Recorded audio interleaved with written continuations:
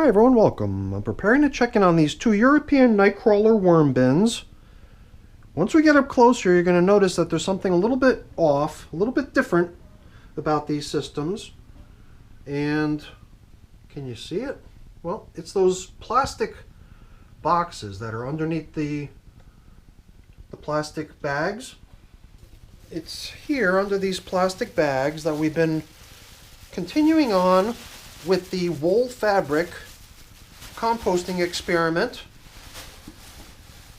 So basically, I had this wool sweater that I cut down the middle, and these worms that occupy these two systems actually used to live elsewhere because that wool sweater was given to them, how long ago? 291 days ago was when we started the wool fabric experiment with these European night crawlers. And as you can see, the system itself is, it's much younger. It's only 73 days of age, fed 5 times, last check-in 2 weeks ago. But each of those feedings have been done in a somewhat unusual way by being done in the plastic box into which the fabric was placed. And up until the last check-in, I think we were still finding fragments of material, little bits of wool remaining. And that might have been over in bin number 2. I didn't even really take the time to thoroughly go through it, but from what I remember, we had already come to the determination that the only thing remaining here in bin number 1 was that one long piece of thread that was probably holding the sweater together. So out of the entire sweater, all of it being made of wool fabric panels, there was just this one synthetic material component, a single piece of thread running through the garment, holding presumably multiple fragments of the garment together. And we had this, oh, here it is, okay. I knew that if I just run my fingers through it numerous times, I'd be able to fish it out. So the main remaining remnant of the sweater is its care label, to which this thread is attached, and it goes on and on, so it looks like more here, but it's really just the thread. As far as fragments of the wool fabric, I think we still saw signs of it here and there for a little while, up until a few check-ins ago, but it's been some time now since we saw no more signs of the wool sweater in bin number 1, with the exception of this, which I'll set aside briefly. So here in bin number 2, I believe we were still spotting tiny, tiny little pieces of what seemed to be leftover fabric still sticking to that thread. But since the other plastic container got aerated nicely before we pulled the thread out, I figure let's get that done here too to stay in sync. Not that it makes that much difference, but I am fairly sure that what we forecasted during the last check-in is probably going to become true at this point, which is we're not going to be able to spot anything that can clearly be pointed out as remaining material to be worked down. I found this piece of thread, it doubles back on itself, and it's got some knots in it. So I'm not sure if that accounts for all of it or if there was maybe more. I guess it would be nice to fish it out now if it's still in here, any more of it. If this is the whole piece, then that's good too. That means we've got it all already. And well, the system being not even 100 days old yet, it's going to be checked in on numerous times going forward into the future. So even if there's any more thread remaining from this half, then we'll bump into it eventually and remove it. So there you go. Let's make it official then. 291 days for the European Nightcrawler worms to break down this particular sweater in these particular conditions. Who knows, perhaps it could have gone quicker. But guess what? That means what we've been doing up until now, which was to never disturb anything down here, just leave it be, focus all the addition of food and fresh bedding and everything into the box to keep the traffic going, I think the time has come to eliminate the plastic boxes because they really serve no purpose anymore, you know. So let's start with that. One less thing in our way. And there's a good bit of material adhering over here. I guess I'm mainly concerned with having any wormies remaining on it. But I'll give it a good look over to make sure I haven't left anyone behind.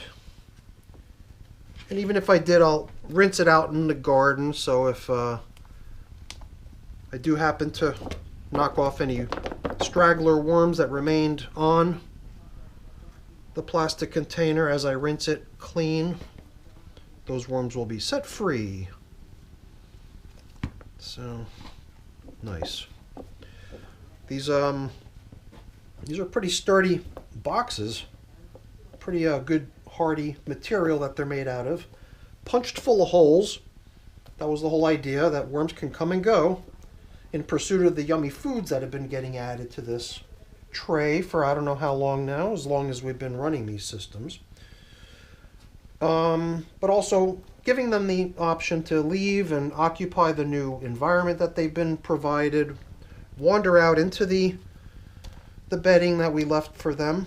But since our focus has always been these plastic boxes and the wool, these systems really never got a proper treatment or feeding or anything like that.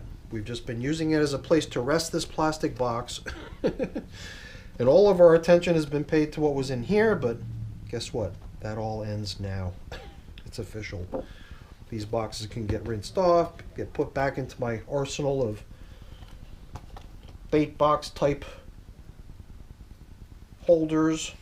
I don't even know if I custom made these for this particular application, or did I already have these laying around? They're just about the right size. So that was fun. Hopefully you agree. It was interesting to see, but now I think the time has come to rest all these things aside, and that brings an end to the wool fabric saga. I'm going to use one of the plastic bags that was covering up bin number 2 over here as a place to keep those plastic boxes briefly until I can get them outside and cleaned up, but I guess that'll also prevent me from being able to return the plastic covering to bin number 2 when we're done here. So I'll have some homework for myself already here, tidying things up. So I definitely don't want to put those plastic boxes anywhere other than on top of something because they're filthy. So I was really curious, how is this material down here coming along, because we never paid any attention to it whatsoever. And well, at more than 2 months old, they've definitely moved in. I feel like I'm exploring one of those trays and one of those stacking type systems. When you throw in a whole bunch of bedding, you never add food or anything to it, but the worms make their way down into it, and in a lot of cases they make a lot of castings down there, break a lot of it down without you ever even putting anything down there other than the bedding itself.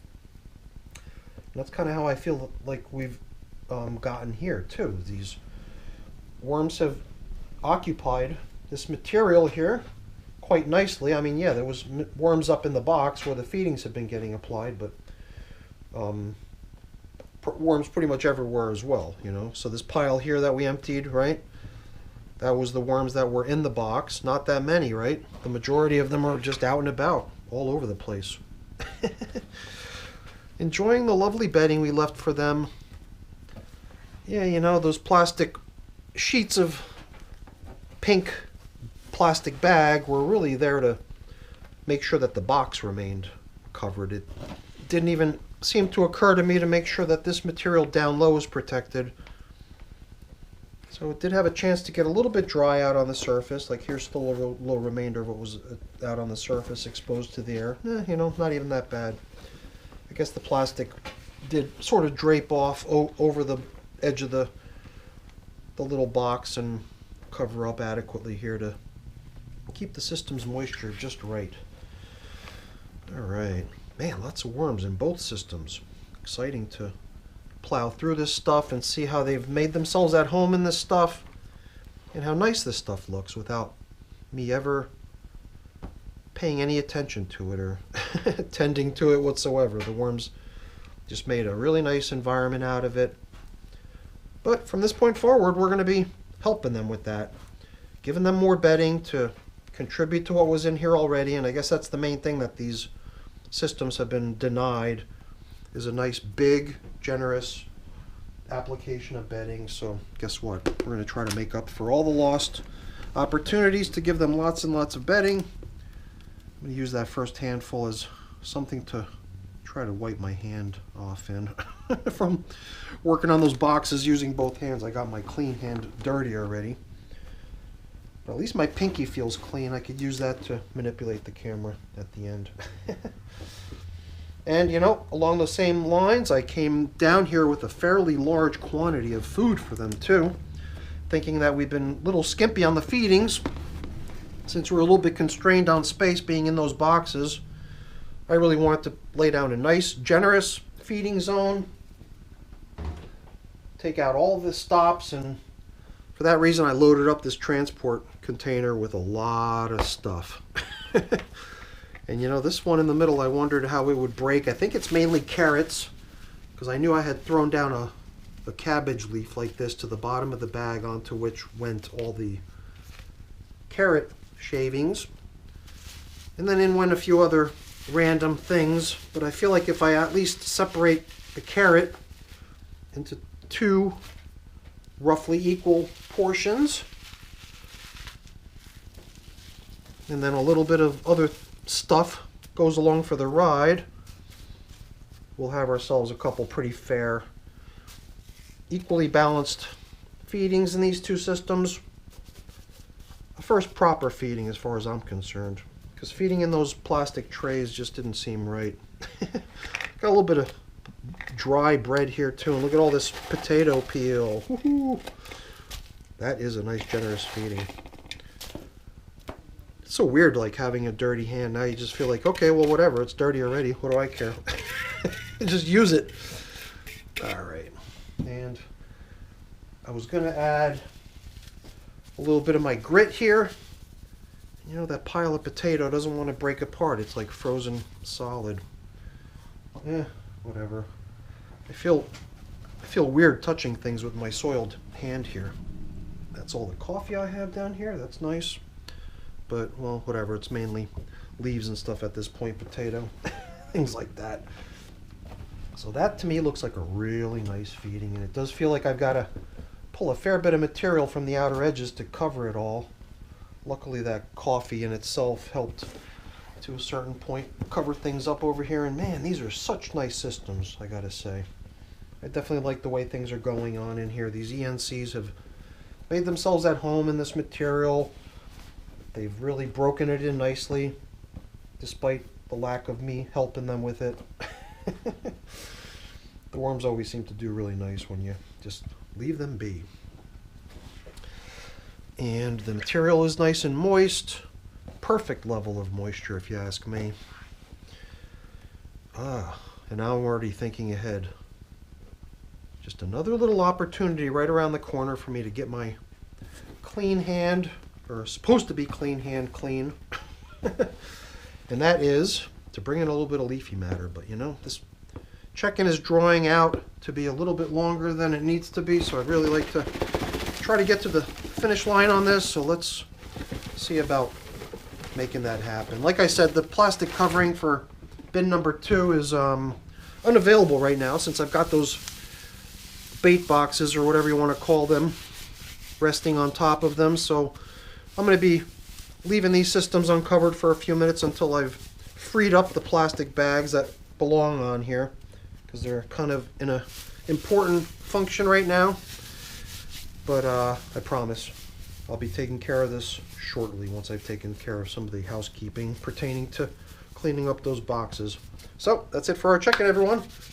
Hopefully you enjoyed it. If you did, as always, please don't forget to leave me a quick thumbs up before you go. That's always really appreciated. And if you haven't done so already, please also consider subscribing to the channel. That's very much appreciated as well. All right, everyone, have a great day. Thanks for watching. Bye now.